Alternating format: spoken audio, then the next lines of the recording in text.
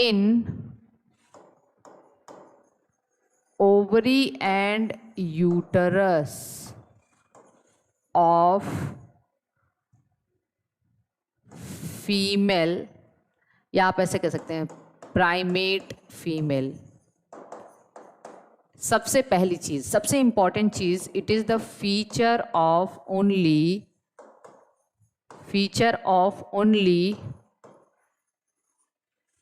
Order Primata. केवल और केवल प्राइमेटा ऑर्डर में मेंस्ट्रुअल साइकिल पाया जाता है, वो भी उसके फीमेल में। और प्राइमेटा में आते कौन कौन हैं तो मैं आपको बता दूं, इसमें मैन, मंकी, एप्स, ठीक है, ये हैं। लेकिन आपको ये भी याद रखना है कि जो मंकी है, मंकी में भी ओल्ड वर्ल्ड मंकी में केवल ओल्ड वर्ल्ड मंकी, ठीक है, इसमें ओनली ओल्ड वर्ल्ड मंकी। क्योंकि नोट करके आप लिख लीजिएगा, जो न्यू वर्ल्ड मंकी हैं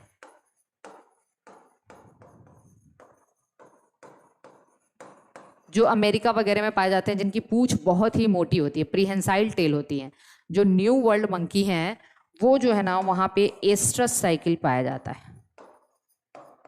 मैं एस्ट्रस साइकिल भी पढ़ाऊंगी आपको बाद में, अभी मुझे एक सीक्वेंस में चलने दीजिए। एस्ट्रस साइकिल पाया जाता है। तो देखिए, जो मैन है, एप्स है, मंकी है, और मंकी में भी ओल्ड वर्ल्ड मंकी, यहाँ पे उनके फीमेल में मेंस्ट्रुअल साइकिल और एस्ट्रस साइकिल में एक बड़ा डिफरेंस ये है कि मेंस्ट्रुअल साइकिल में ब्लीडिंग होती है, एस्ट्रस साइकिल में ब्लीडिंग नहीं होती। एस्ट्रस साइकिल में हीट पीरियड होता है। हीट पीरियड का मतलब जो फीमेल होती है उस वक्त रिसेप्टिव हो जाती है मेल के लिए, ठीक है, तो इसको हम हीट पीरियड कहते हैं। बहुत सारे और भी चेंजेस होते हैं, उसको मैं बाद में डिस्कस करूंगी। तो एक्चुअली में जो मैमल्स, जो ऑर्डर प्राइमेटा है, मेरी बात को समझने की कोशिश करिएगा, जो ऑर्डर प्राइमेटा है उसमें जो फीमेल होती है उसका फीचर होता है क्या, menstrual cycle. And this is the cyclic changes in ovary and uterus, दोनों में चेंजेस होता है, नॉट ओनली इन यूट्रस, ये ओवरी और यूट्रस दोनों में होने वाला चेंज है, ठीक है। इसका ड्यूरेशन अगर हम लिख दें तो एक जो मेंस्ट्रुअल साइकिल का ड्यूरेशन है 28 डेज माना जाता है। बट ये कोई हार्ड एंड फास्ट वो नहीं है कि 28 डेज ही होता है हर फीमेल में। इसको कहते हैं वन ल्यूनार पीरियड भी कहते हैं। क्या कहते हैं? ल्यूनार पीरियड भी कहते हैं। 28 डेज मान के, जैसे ओव्यूलेशन माना जाता है कि 14 डेज पे है, लेकिन ऐसा ज़रूरी नहीं है कि ओव्यूलेशन बस 14 डेज पे ही हो। अगर बस और बस 14 डेज पे हो रहा है, या मैं आगे आपको बताऊंगी इसके बारे में, तो इसी तरीके से 28 डेज का जो है एक पीरियड मान के चला जाता है। फर्स्ट मेंस्ट्रुएशन को हम लोग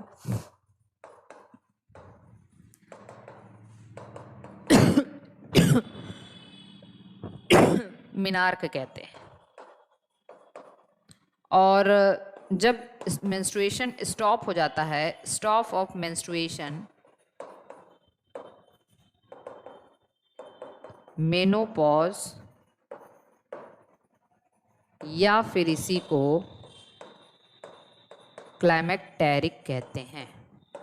क्लाइमेक्टेरिक वर्ड आपके प्लांट फिजियोलॉजी में आएगा। क्लाइमेक्टेरिक रेस्पिरेशन, क्लाइमेक्टेरिक फ्रूट्स होते हैं जो ड्यूरिंग राइपनिंग रेस्पिरेशन का रेट बढ़ जाता है, उनको हम क्लाइमेक्टेरिक फ्रूट कहते हैं, ठीक है। तो बाकी मेनोपॉज को ही हम लोग क्या कहते हैं? क्लाइमेक्टेरिक कहते हैं। और ये जो है कब स्टॉप, ये मान के चलते हैं ये 11 to 13 ईयर्स की एज में, और उसके बाद ये मान के चलते हैं 45 to 50 ईयर की एज में, ठीक है, मेनोपॉज। इतनी बात सबको समझ में आ जाए तो फिर उसके बाद हम एक डायग्राम ड्रॉ करेंगे। और एक्चुअली में, हाँ, मेंस्ट्रुअल साइकिल में एक्चुअली में क्या होता है, ब्लीडिंग अकर्स, ब्लीडिंग होती है। और वो ब्लीडिंग क्या होती है? That is the shedding of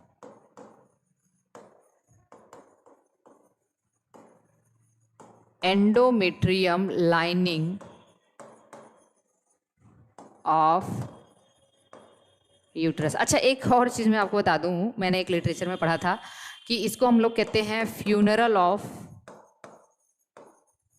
ovum, ovum का दाह संस्कार होना, क्योंकि बेचारा ओवम तो इंतजार कर रहा है स्पर्म का, ठीक है ना। ओवम नेचर ने तो ऐसे बनाया ना कि ओवम जो है स्पर्म का वेट कर रही है और पता चला कि मेंस्ट्रुअल साइकिल हो गया तो फर्टिलाइजेशन नहीं हुआ, इसका मतलब इसको फ्यूनरल ऑफ ओवम भी कहते हैं। क्या कहते हैं? Funeral of ovum. ठीक, तो इतनी चीज़ आपको समझ में आ चुकी होगी। आगे हम एक डायग्राम ड्रॉ करेंगे एक्चुअली में मेंस्ट्रुअल साइकिल कब स्टार्ट होता है, कैसे होता है, एक सीक्वेंस बता के फिर मैं डायग्राम ड्रॉ करूंगी, तो फिर उसको देखेंगे हम लोग। चलिए नेक्स्ट, सीक्वेंसेस क्या क्या होते हैं यहाँ पे, सीक्वेंस देख लेते हैं। तो देखते हैं यहाँ पे सीक्वेंसेस ड्यूरिंग मेंस्ट्रुअल साइकिल, कौन कौन से सीक्वेंस होते हैं। सबसे पहले देखिए, सबसे पहले इसका सीक्वेंस क्या है, during puberty. During puberty release of GnRH from hypothalamus. पढ़ा चुकी हूं मैं सब कुछ, हाइपोथैलेमस से GnRH रिलीज हुआ और act on anterior pituitary. Anterior pituitary release GnH मतलब FSH एंड LH। तो FSH एंड LH ने क्या किया, इसका जो FSH और LH का जो टारगेट है वो क्या है, ओवरियन फॉलिकल। ये मैं लिख दे रही हूँ, act on ovarian follicle, ovary में इसका टारगेट है। अभी कुछ ना समझ में आया तो भी शांति से लिखिए। ओवरियन फॉलिकल क्या करते हैं, रिलीज एस्ट्रोजन एंड प्रोजेस्टेरॉन। ये एस्ट्रोजन और प्रोजेस्टेरॉन रिलीज करते हैं और estrogen and progesterone act on endometrium lining of uterus. ये पूरा का पूरा ना सीक्वेंस है, बहुत अच्छे से समझिए इसको। ये पूरा मेंस्ट्रुअल साइकिल में एक सीक्वेंस में मैंने बताया कि एक्चुअली में मेंस्ट्रुअल साइकिल में चेंजेस कहाँ कहाँ होते हैं और कौन कौन से हार्मोन रिलीज हो रहे हैं और क्या क्या हो रहा है। ठीक है, अब देखिए एकदम अच्छे से इसको मैं अभी आपको सबको समझाऊंगी कि कैसे कैसे ये सारे चेंजेस होते हैं। प्यूबर्टी आई तो GnRH हाइपोथैलेमस से रिलीज हुआ और GnRH जो है वो सिग्नल देगा एंटीरियर पिट्यूटरी को कि भाई अब तुम GnH रिलीज कर दो, क्योंकि प्यूबर्टी तक ना, एक बात याद रखो, प्यूबर्टी तक आपकी पीनियल ग्लैंड डीजेनरेट हो चुकी होती है और पीनियल ग्लैंड जब डीजेनरेट होती है तभी वो GnH को फ्री करती है, नहीं तो पीनियल ग्लैंड एंटीगोनेडल हार्मोन सिक्रीट करके GnH को सप्रेस किए रहता है। ये बात मैंने आपको बताई है पीनियल ग्लैंड पढ़ाते वक्त। ठीक है, फिर GnH जैसे ही फ्री हुआ ओवरियन फॉलिकल पे क्या हुआ, एक्ट करना शुरू किया। ओवरियन फॉलिकल क्या रिलीज करते हैं, ओवरियन फॉलिकल में पढ़ा चुकी हूँ, primary, secondary, tertiary, Graafian, estrogen और प्रोजेस्टेरॉन रिलीज किया और इसका काम कहाँ है, एंडोमेट्रियम लाइनिंग, और एंडोमेट्रियम लाइनिंग की शेडिंग हो जाती है, शेडिंग। और यहाँ से जो है अगर एंडोमेट्रियम की शेडिंग होगी लाइनिंग की, तो वही लाइनिंग में ब्लड वेसल्स हैं, टूट टूट के बाहर आएंगे, ब्लड निकलने लगेगा वजाइना से। ठीक है, तो ये सारी चीज़ें हैं सीक्वेंस ड्यूरिंग मेंस्ट्रुअल साइकिल। अब मैं एक डायग्राम बनाऊंगी, उस डायग्राम को बहुत ध्यान से समझना है आपको और फिर उसके बाद आगे चलेंगे।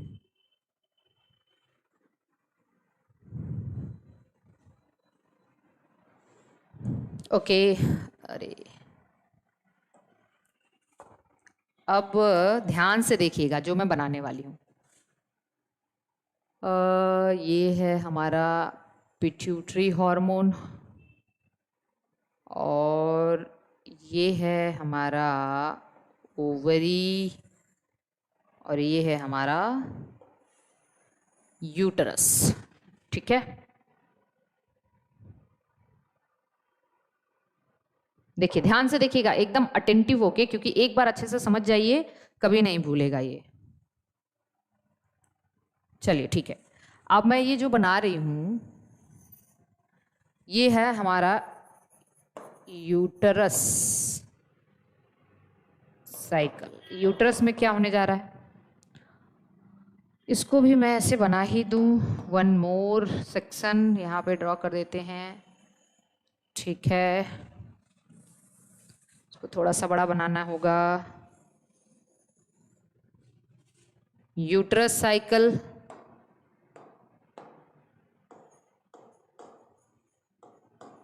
Ovarian cycle,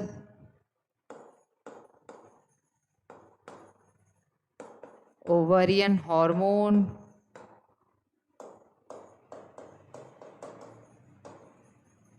pituitary hormone. Okay, ये 4 सेक्शन है हमारे पास।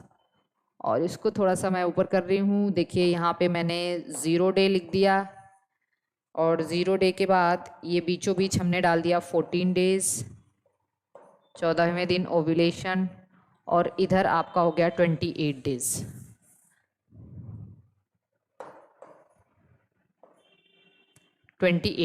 ठीक है, ये मिड हो गया ओव्यूलेटरी फेज, ये हो गया 28 डेज। अब इसको ध्यान से देखिए। सबसे पहले मैं 28 डेज को 14 डेज को इस तरीके से यहाँ पे 2 पार्ट में हमने डिवाइड कर दिया। ये पूरा का पूरा फेज प्री ओव्यूलेटरी फेज है, ये 14 से 28 दिन का पोस्ट ओव्यूलेटरी फेज है। ओके, बात समझ में आ रही है? तो उसके बाद अब क्या हो रहा है, देखिए ध्यान से। ड्यूरिंग प्यूबर्टी आई तो FSH का लेवल धीरे धीरे राइज करना शुरू हुआ, और ये जाके लगभग यहाँ पे इस तरीके से, ये FSH प्यूबर्टी आई, FSH धीरे धीरे बढ़ना शुरू हुआ, धीरे धीरे बढ़ेगा। यहाँ पे एक मिनट सॉरी। तो FSH में थोड़ा थोड़ा राइज होगा और थोड़ा थोड़ा राइज होगा, और एक बार जाके ये यहाँ पे बढ़ गया इसका लेवल। ठीक, चलिए FSH का काम क्या है, ये FSH का है, यह दिस इज FSH। नाम बताइए, FSH का नाम है फॉलिक्यूलर स्टिमुलेटिंग हार्मोन। FSH का टारगेट ओवरी के फॉलिकल्स होते हैं। मतलब इस हार्मोन का टारगेट कौन है, ओवरी के फॉलिकल्स। तो ओवरी के फॉलिकल जैसे जैसे देखिए, पहले तो ये प्राइमरी फॉलिकल, सारे के सारे फॉलिकल किस स्टेज में है, हमें पता है कि सारे के सारे फॉलिकल प्राइमरी फॉलिकल स्टेज में है ना, कोई टेंशन की बात नहीं है। तो ये है प्राइमरी फॉलिकल, मैं एक ही कलर से ड्रॉ कर दे रही हूँ, ये है प्राइमरी फॉलिकल। तो ये तो है प्राइमरी फॉलिकल, लेकिन जब FSH राइज हो रहा है तो यहाँ पे बन गया सेकेंडरी फॉलिकल। सेकेंडरी फॉलिकल थोड़ा और बड़ा हो जाएगा, क्योंकि इसमें एक और लेयर आ जाती है थीका की। तो ये तो हो गया सेकेंडरी फॉलिकल। थोड़ा और FSH, क्योंकि FSH फॉलिकल को स्टिमुलेट कर रहा है, FSH की ही प्रेजेंस में प्राइमरी सेकेंडरी टर्सरी में चेंज हो रहे हैं। तो अब ये थोड़ा सा और बड़ा हो गया, टर्सरी फॉलिकल बन गया ना।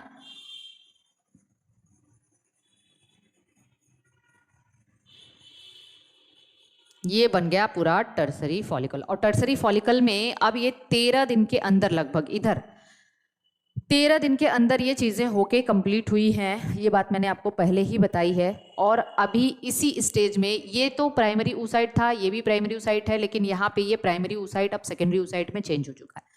तो ये कौन सा फॉलिकल है, टर्सरी फॉलिकल है। थोड़ा सा ध्यान देना पड़ेगा, ठीक है। और उसके बाद क्या हुआ, टर्सरी फॉलिकल बन के तैयार हो चुका है। अब सपोज करिए, मैं थोड़ा सा मिस्टेक हो गया यहाँ पे, एक मिनट।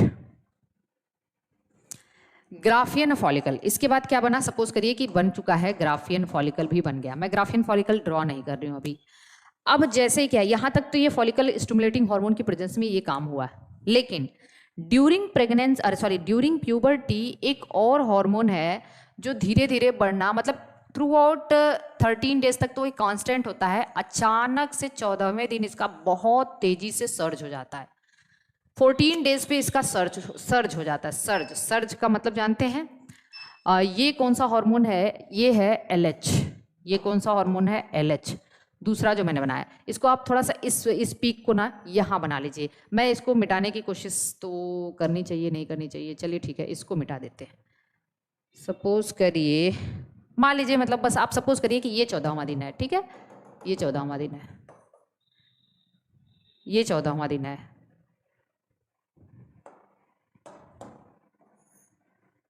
ये 14 डेज है। 14 डेज पे क्या हुआ, LH सर्ज हो जाता है, मतलब LH कॉन्स्टेंटली, ये कॉन्स्टेंट ही रहता है इसका लेवल 13 डेज तक। लेकिन 14वें दिन अचानक से इसमें तेजी से जो है ना बहुत ज़्यादा LH रिलीज होता है। और जब बहुत ज़्यादा LH रिलीज होता है तो ये क्या करता है कि जो ग्राफियन फॉलिकल है, ये तो मैच्योर फॉलिकल हो चुका है, इसके अंदर जो ब्लड वेसल्स हैं उनकी ब्लड कैप्चर करने की परमिएबिलिटी को बढ़ा देता है, और ग्राफियन फॉलिकल के अंदर ज़्यादा से ज़्यादा ब्लड एंटर करने लगता है। और अचानक से जब ज़्यादा ब्लड एंटर करेगा तो फिर उसमें प्रेशर बढ़ जाएगा और वो ग्राफियन फॉलिकल रप्चर हो जाता है। तो 14वें दिन क्या होता है, ग्राफियन फॉलिकल हो गया रप्चर। जब ग्राफियन फॉलिकल रप्चर हो गया तो यहाँ पे क्या रिलीज हो गया, सेकेंडरी oocyte। क्या रिलीज हुआ है, सेकेंडरी oocyte। और इसी प्रोसेस को हम क्या कहते हैं, इसी प्रोसेस को हम लोग कहते हैं ओव्यूलेशन। तो ओव्यूलेशन किस हार्मोन की प्रेजेंस में हुआ बताइए, ओव्यूलेशन हुआ LH की प्रेजेंस में। इसको मेन ओव्यूलेटरी हार्मोन कहते हैं, ठीक है। LH को हम क्या कहते हैं, मेन ओव्यूलेटरी हार्मोन कहते हैं।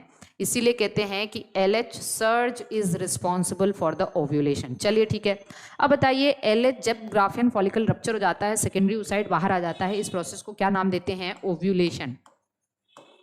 क्या कहते हैं, ओव्यूलेशन। और अब उसके बाद हमने कहा था कि ये येलोइश कलर का एक टेम्परेरी एंडोक्राइन ग्लैंड बन जाता है। और इस टेम्परेरी एंडोक्राइन ग्लैंड को क्या कहते हैं बताइए, कॉर्पस ल्यूटियम। अच्छा, इसको कॉर्पस ल्यूटियम क्यों कहते हैं, ल्यूटियम का मतलब तो येलो कलर का होता है।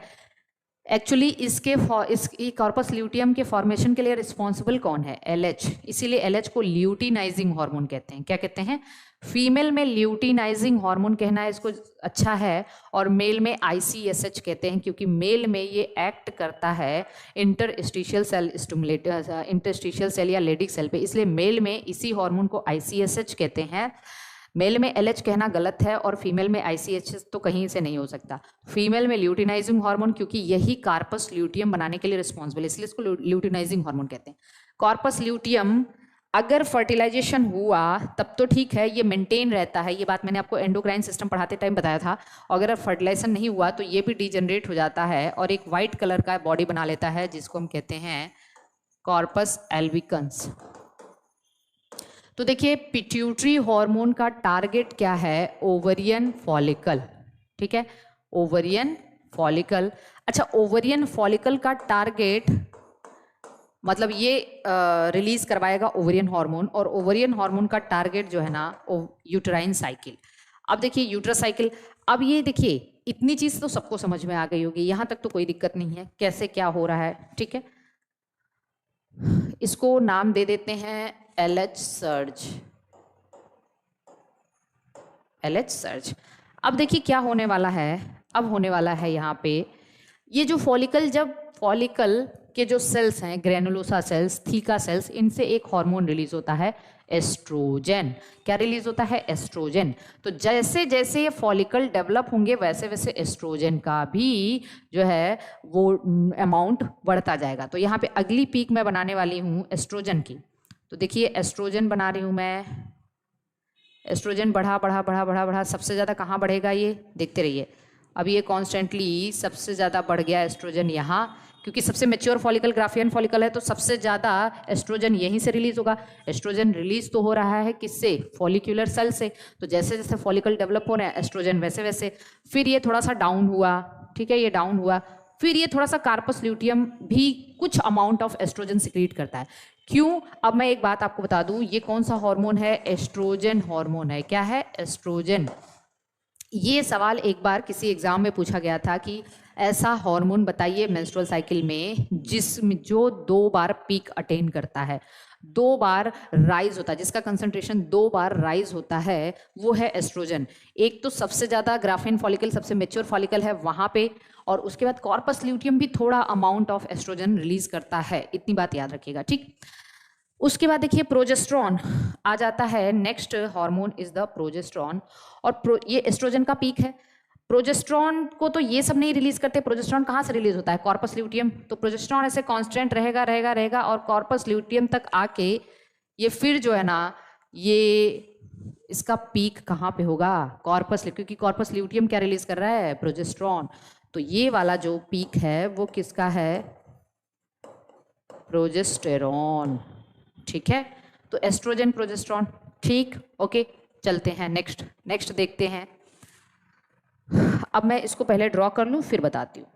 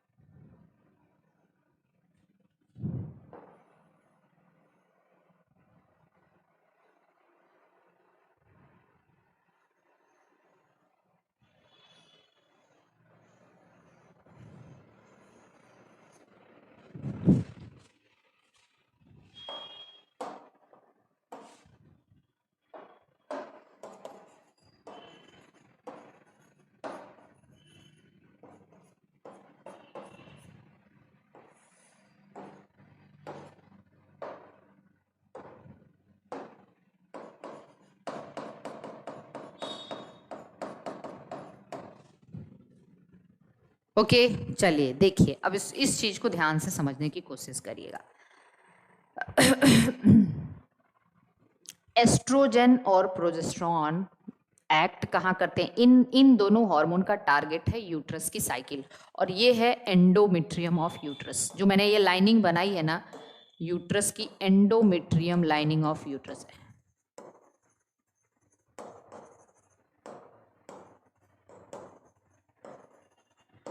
ठीक है। ये यूट्रस की क्या है? एंडोमेट्रियम है, ठीक। अब ध्यान से देखिएगा, यहाँ पे एक चीज को समझिए। एस्ट्रोजन और प्रोजेस्टेरॉन मिलके यूट्रस की एंडोमेट्रियम को, एस्ट्रोजन एक्चुअली में क्या करता है? एस्ट्रोजन का काम है यूट्रस के अंदर ग्लैंड्यूलर डेवलपमेंट को प्रमोट करना। यूट्रस ग्लैंड, वहाँ पे क्या होता है? ग्लैंड प्रेजेंट होते हैं यूट्रस के एंडोमेट्रियम में, उसके ग्लैंडुलर डेवलपमेंट को प्रमोट करता है। और प्रोजेस्टेरॉन भी यूट्रस की लाइनिंग को थिक करने का काम करता है। मेरी बात को ध्यान से समझिए। एस्ट्रोजन ग्लैंड्यूलर डेवलपमेंट और प्रोजेस्टेरॉन उसकी लाइनिंग को थिक करता है, मेंटेन करता है यूट्रस की। क्यों? क्योंकि प्रोजेस्टेरॉन को प्रेगनेंसी हार्मोन कहते हैं। ये बात मैंने आपको बताई है कि progesterone is called as pregnancy hormone. और नेचर ने फेवर किया है कि अगर प्रेगनेंसी होती है, तो मैंने आपको बताया था कि प्रेगनेंसी हुई तो कॉर्पस ल्यूटियम जो है वो मेंटेन रहता है 3 महीने तक, और ये लगातार लगातार प्रोजेस्टेरॉन रिलीज करता है, और प्रोजेस्टेरॉन यूट्रस की लाइनिंग को थिक करता है, क्योंकि बेबी को वहीं पे इम्प्लांट होना है। और अगर फर्टिलाइजेशन नहीं हुआ तो कॉर्पस ल्यूटियम अगले 10 से 12 दिन में डीजनरेट हो जाता है। तो 10 से 12 दिन में प्रोजेस्टेरॉन डीजनरेट हो जाएगा, मतलब प्रोजेस्टेरॉन का लेवल एकदम लो हो जाता है, ठीक है। मेरी बात को ध्यान समझिए। 14वें दिन पे, मेरी बात देखिए, यहाँ पे ध्यान से देखिए, 14वें दिन पे ओव्यूलेशन हुआ, लगभग 15वें दिन के आसपास हमारा ये बन के तैयार हो जाता है कॉर्पस ल्यूटियम। और कॉर्पस ल्यूटियम लगभग 13 से 14 दिन तक प्रोजेस्टेरॉन सिक्रीट करता रहेगा। उसे पता नहीं है कि प्रेगनेंसी हुई है कि नहीं। 13 से 14 दिन तक एंडोमेट्रियम खूब थिक होती है। देखिए खूब थिक होना स्टार्ट हुई है, क्योंकि ये इसको ये एक्सपेक्ट करता है कि यहाँ पे प्रेगनेंसी हो सकती है। तो 14 दिन तक ये जो है एंडोमेट्रियम को थिक करने का काम करेगा प्रोजेस्टेरॉन रिलीज करके। लेकिन अगर उसे पता चला कि 14 दिन तक क्या हुआ है, फर्टिलाइजेशन नहीं हुआ, इट मीन्स कि जो है स्पर्म फर्टिलाइज नहीं कर पाया है ओवम को, तो फिर कॉर्पस ल्यूटियम का है भाई काम खत्म मेरा, मैं अब डीजनरेट होने जा रहा हूँ। तो कॉर्पस ल्यूटियम डीजनरेट हो जाता है, और जब कॉर्पस ल्यूटियम डीजनरेट होगा तो प्रोजेस्टेरॉन का लेवल डाउन हो जाएगा। और जैसे ही प्रोजेस्टेरॉन का लेवल डाउन हुआ तो 14 दिन खत्म हो गए, इधर 14 दिन खत्म हो गए, तो फिर यहाँ से इसकी वॉल की शेडिंग होना स्टार्ट हो जाता है, जिसको हम कहते हैं मेंसेस। तो ये मेंसेस जो है ना 5 दिन तक 0 to 5 days चलता है, वेरी करता है अलग अलग फीमेल में। कुल मिला के ये सारी चीज़ आपको अच्छे से समझ में आ गई होगी कि पिट्यूटरी हार्मोन ओवरियन साइकिल को कंट्रोल करता है और ओवरियन हार्मोन यूट्राइन साइकिल को कंट्रोल करता है। ओवरियन साइकिल से ओवरियन हार्मोन और ओवरियन साइकिल की वजह से ही यहाँ पे ओवरियन हार्मोन, तो ये एक सीक्वेंस है, ये सीक्वेंस आपको याद रखना है, ठीक है। इसको मैं लिखा भी दे रही हूँ। अब चलिए देखिए यहाँ पे 0 to 5 डेज अगर मैं बात करूँ, ये 5 डेज मान के चल रही हूँ, 5 to 6 डेज या मान के चलिए। इस स्टेज को हम लोग कहते हैं मेंस्ट्रुअल फेज। क्या कहते हैं? Menstrual phase. मेंस्ट्रुअल फेज के बाद 6 से 14वें 13वें दिन के स्टेज को यहाँ तक मान लेते हैं, इसको फॉलिक्यूलर फेज कहते हैं। क्या कहते हैं? और भी बहुत सारे नाम हैं, लेकिन फॉलिक्यूलर क्योंकि यहाँ पे लगातार फॉलिकल का डेवलपमेंट हो रहा है। 14वें दिन को ओव्यूलेटरी फेज कहते हैं। क्या कहते हैं? Ovulatory phase. और 14 से फिर 28 दिन की जो पीरियड है, सबसे लंबा पीरियड, इसको हम लोग क्या कहते हैं? Luteal phase. क्या नाम देते हैं? ल्यूटियल फेज या सिक्रीटरी फेज या प्री मेंस्ट्रुअल फेज। देखिए 4 फेज हो गए, एक मेंस्ट्रुअल फेज, दूसरा फॉलिकुलर फेज, तीसरा ओव्यूलेटरी फेज, चौथा ल्यूटियल फेज। सबसे ज्यादा ल्यूटियल फेज होता है। अब एकदम ध्यान से समझिए जो मैं बताने वाली हूँ उसको एकदम ध्यान से समझना है। मेंस्ट्रुअल फेज को हम लोग और क्या कह सकते हैं? अच्छा चलिए मेंस्ट्रुअल फेज को छोड़ दीजिए, मेंस्ट्रुअल फेज को हम लोग पोस्ट ल्यूटियल फेज कह सकते हैं, या उसको छोड़िए, कोई दिक्कत नहीं है। मेंस्ट्रुअल फेज, इसके बाद फॉलिक्यूलर फेज को हम क्या कह सकते हैं? पोस्ट मेंस्ट्रुअल फेज कह सकते हैं, या फिर प्री ओव्यूलेटरी फेज कह सकते हैं। बहुत सारे नाम हो सकते हैं ना, पोस्ट मेंस्ट्रुअल फेज या प्री ओव्यूलेटरी फेज। फिर आया ओव्यूलेटरी फेज, इसको ल्यूटियल फेज को हम पोस्ट ओव्यूलेटरी फेज कह सकते हैं, या प्री मेंस्ट्रुअल फेज या सिक्रीटरी फेज कह सकते हैं, ठीक। तो बहुत सारे नाम हैं, यहाँ पे कंफ्यूज नहीं होना है। अब मैं आगे सारे के सारे जो है क्या क्या है उसको लिखाती हूँ, ओके।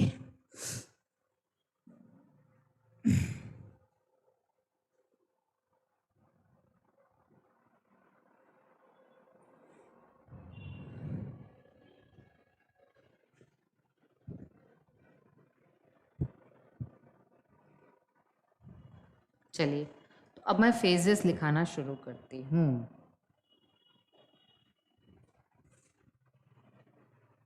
सारे फेजेस आई थिंक एक जगह लिखा देने होने चाहिए। तो देखिए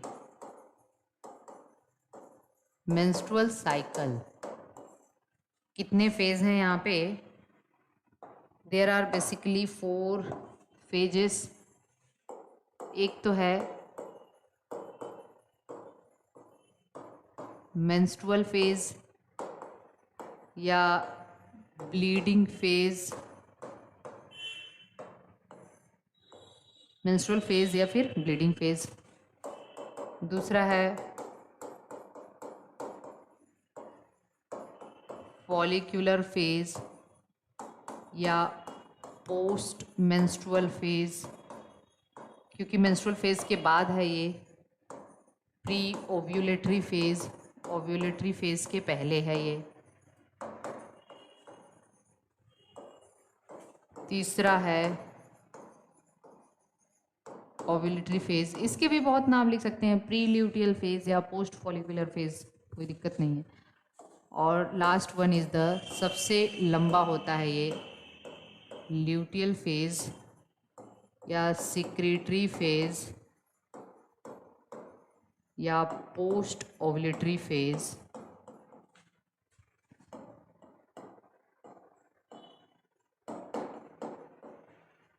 या प्री मेंस्ट्रुअल फेज।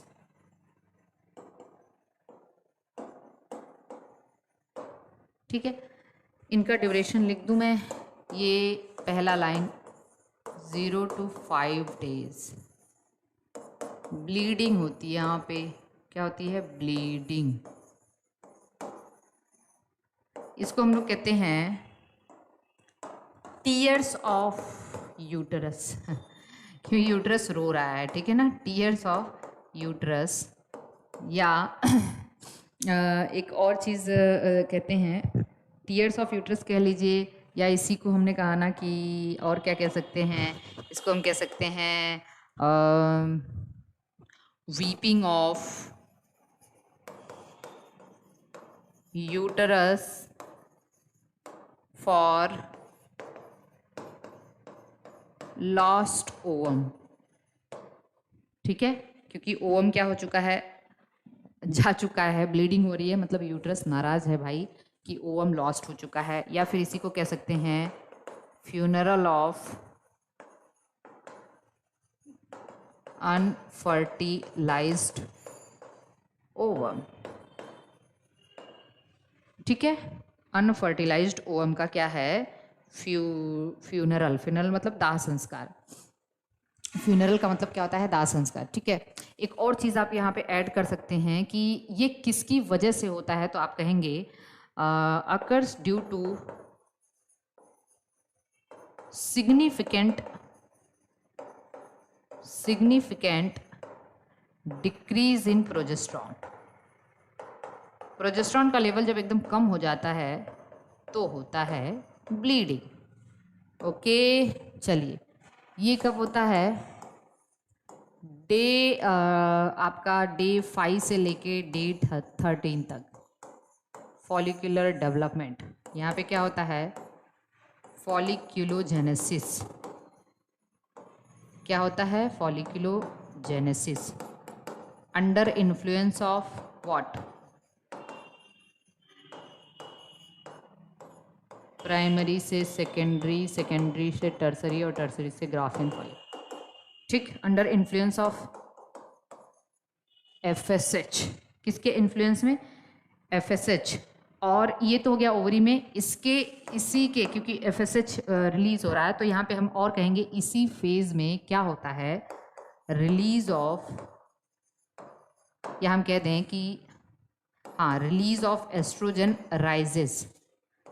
अब देखिए, ये सब आपको अपने से कोरिलेट करना पड़ेगा, रिलीज, क्योंकि जैसे जैसे फॉलिकल डेवलप हो रहा है तो एस्ट्रोजन ज़्यादा रिलीज होगा। ठीक है, एस्ट्रोजन राइजेस, और एस्ट्रोजन अगर राइज हो रहा है तो यूट्रस की ग्लैंडुलर डेवलपमेंट भी क्या होगा,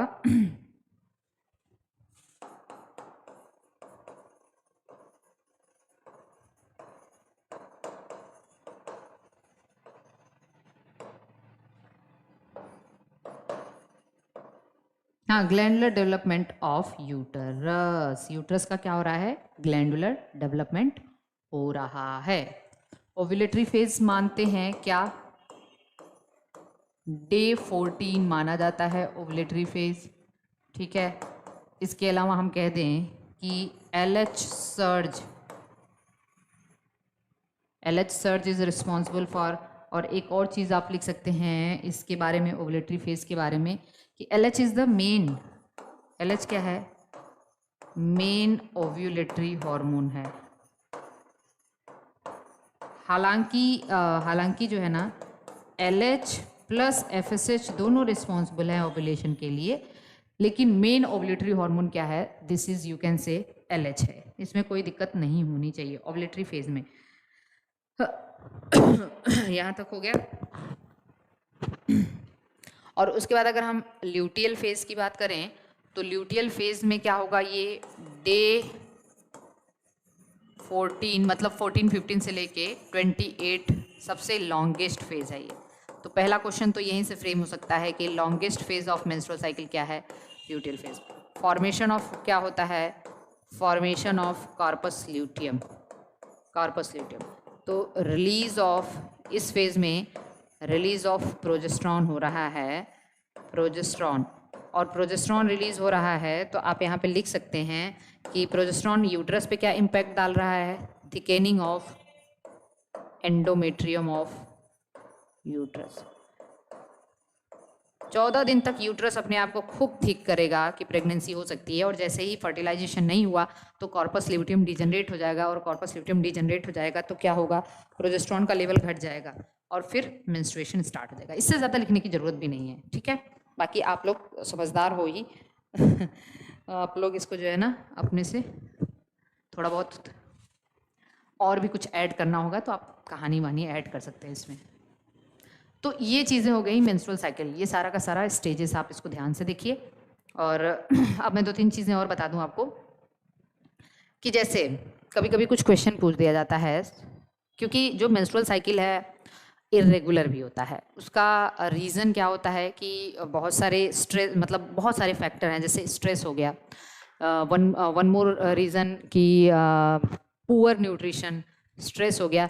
एंड अगर मेंस्ट्रुअल साइकिल का जो लॉस हो रहा है वो क्या करता है, प्रेगनेंसी भी इंडिकेट करता है। ठीक, अच्छा एक और चीज़ है यहाँ पे हम लोग देखते हैं ओव्यूलेशन से रिलेटेड, ओव्यूलेशन।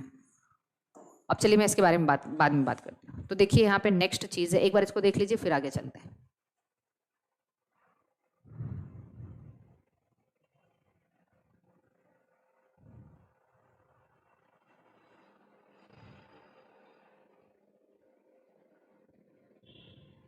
अच्छा, इसको सिक्रेटरी फेज क्यों कहते हैं, ल्यूटियल फेज को सिक्रेटरी फेज क्यों कहते हैं? क्योंकि इस स्टेज में ना यूट्रस से वाटरी म्यूकस सिक्रेट होता रहता है। वन मोर लाइन आप यहाँ पे ऐड कर लीजिए, secretion of watery mucus from uterus. लगातार यूट्रस, क्योंकि यूट्रस जो है ना वो अपने टिश्यूज को सॉफ्ट करने का कोशिश करता है, वाटरी म्यूकस सिक्रेट होता रहता है, इसीलिए इसको सिक्रेटरी फेज भी कहते हैं। ठीक है, चलिए आगे चलते हैं। नेक्स्ट देखिए कुछ बातें मैं आपको बता दूं कि किस तरीके से हाउ टू कैलकुलेट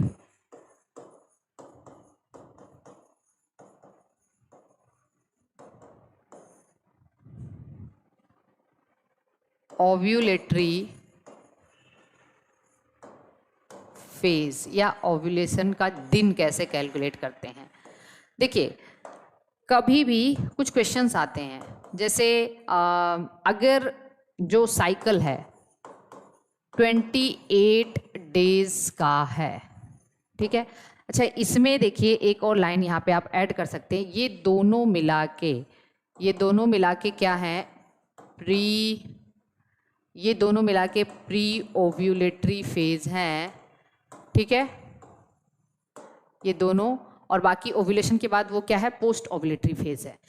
अगर देखिए मैंने क्या बताया कि साइकिल कैलकुलेट करना होता है, अगर 28 डेज का साइकिल है तो हम मान के चलते हैं कि ओव्यूलेशन 14 डेज पे होता है। कितने पे, 14 डेज पे होता है। कैसे निकालते हैं, अगर मान लीजिए साइकिल किसी फीमेल में साइकिल 32 डेज का होता है, किसी फीमेल में जो साइकिल है वो 25 दिन का है, ठीक है, और किसी में जो है साइकिल 35 दिन का भी होता है। तो बहुत मेंस्ट्रुअल इरेगुलरिटी बहुत कॉमन होती है फीमेल में। तो किस तरीके से हम ओव्यूलेशन का दिन कैलकुलेट करेंगे, हमेशा याद रखिएगा जो मैंने ये चीज़ बताई है, ये वाली चीज़ ध्यान से देखिए, ये वाला जो 14 दिन का ये जो पीरियड है ये वेरिएबल पीरियड होता है। प्री ओव्यूलेटरी फेज वेरिएबल होता है, जबकि पोस्ट ओव्यूलेटरी फेज ना एकदम फिक्स होता है, वो 14 दिन का होगा ही होगा। तो कोई भी अगर आपको ये चीज़ निकालना हो, ओव्यूलेशन का दिन निकालना हो, तो जो भी आपको डे दिया है उसमें से आप 14 दिन माइनस कर दीजिए। तो अगर आप यहाँ पे 14 दिन माइनस करेंगे तो कितना हो जाएगा, 18, ठीक है, 18th डे पे इसका ओव्यूलेशन होना है। बात समझ में आ रही है? मतलब अगर 32 दिन का उसका साइकिल है फीमेल का, तो उसको 18वें दिन ओव्यूलेशन होगा। तो ओव्यूलेशन ऐसा जरूरी नहीं है कि 14 दिन ही 14वें दिन होगा। जिस भी फीमेल का जो भी मेंस्ट्रुअल साइकिल है, हर एक फीमेल को पता होता है कि हमारा जो मेंस्ट्रुअल का ड्यूरेशन है, या हम कह सकते जो साइकिल है वो 25 दिन का है कि 30 दिन का है कि 28 दिन का है। तो बहुत सारी फीमेल में 28 दिन का होता है, किसी में 25 दिन का होता है, किसी में 30 दिन का होता है, 32 दिन का, किसी में 35 दिन का भी होता है। तो कब ओव्यूलेशन का ड्यूरेशन किस तरीके से निकाला जाता है, क्योंकि देखिए मार्केट में बहुत सारे ऐसे ओव्यूलेटरी किट होते हैं जिनको हम ओपीके कहते हैं। क्या कहते हैं, ओपीके, ओव्यूलेशन प्रेडिक्टिंग किट, ठीक है, ओव्यूलेशन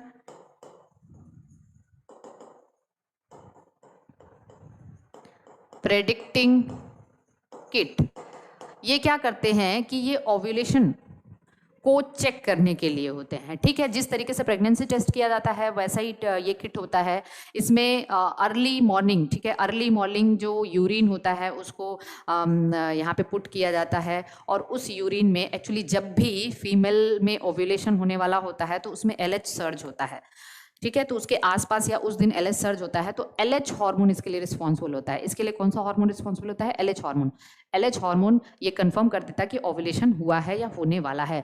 ओव्यूलेशन को पता करने का 2-3 और भी तरीका हो सकता है कि जिस दिन भी फीमेल ओव्यूलेट होने वाली होती है उस दिन या उसके 1-2 दिन पहले उसकी बॉडी का टेम्परेचर बढ़ जाता है। ठीक है, ये तो बहुत डिटेल बातें हैं, कभी मैं बाद में बताऊंगी, लेकिन ये एक एग्जैक्ट तरीका नहीं है, क्योंकि बॉडी टेम्परेचर किसी भी रीज़न से बढ़ सकता है। आपको सर्दी जुकाम है या फिर कोई अदर फैक्टर है उसकी वजह से भी। तो ये जो है ना LH surge is you can say कि बेस्ट जो तरीका है वो है ओव्यूलेशन पता करने का।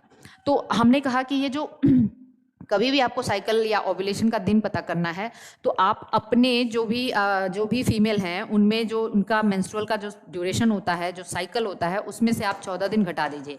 तो 25, अगर किसी का 25 दिन है तो उसमें से 14 अगर आप घटा देंगे तो इसको 11वें दिन ही ओव्यूलेशन हो जाएगा। ये 11th डे पे, 18th डे पे इसको 11th डे पे ही ओव्यूलेशन हो जाएगा। ऐसा नहीं कि पता चला कि वो 14 डेज का के ओव्यूलेशन का वेट कर रहे हैं। ठीक है, वो 11th डे पे ही ओव्यूलेशन हो जाएगा। ठीक, तो ये सारी चीज़ें हैं। बाकी 35 डेज है अगर, तो 35 डेज में से 14 घटा दीजिए तो यहाँ पे भी जो आपका होगा ये 21th डे पे ओव्यूलेशन होगा। किस पे? 21वें दिन पे ओव्यूलेशन होगा यहाँ पे। ठीक है, तो ये सारी चीज़ें हैं कि ओव्यूलेशन का दिन किस तरीके से प्रेडिक्ट किया जाता है, क्योंकि पोस्ट ओव्यूलेटरी फेज हमेशा 14 दिन का होता है, कांस्टेंट होता है। बाकी आगे वाले जो फेज हैं वो वेरी कर सकते हैं। ओके, ये सारी चीज़ें, आगे वाला फेज घट भी सकता है, बढ़ भी सकता है। अच्छा, एक और चीज़ यहाँ पे देखिए,